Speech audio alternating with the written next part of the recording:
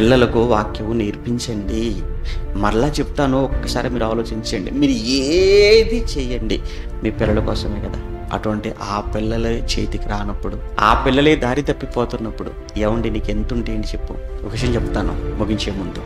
మీరు ఎన్ని సంపాదించండి, లక్షలు కూడా పెట్టండి, కోట్లు కూడా పెట్టండి, వాడు మంచివాడు కాకపోతే, మీరు కష్టపడి కొన్ని సంవత్సరాల పాటు మీరు సంపాదించిన లక్షలు కోట్లు వాడు సరి అయినటువంటి పద్ధతిలో, క్రమశిక్షణలో, దేవుని జ్ఞానంలో వాడు ఎదగకపోతే, మీరు మీ జీవితాన్ని పణంగా పెట్టి మీరు సంపాదించిన సంపాదనంతటిని ఆడు అరగతీయటానికి, ఆవిరిగా మార్చడానికి వాడికి 1 సంవత్సరం చాలు. సంవత్సరం కాదు, అవసరమైతే 1 రోజులో కూడా చేయగలడు.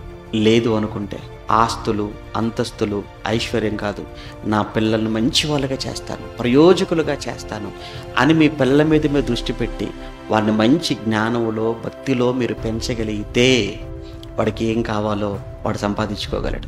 వాడి క్యారెక్టర్ని మీరు బిల్డప్ చేయండి. చిన్నప్పటి నుంచి దేవుడు చెప్పిన పద్ధతిలో పెంచి చూడండి.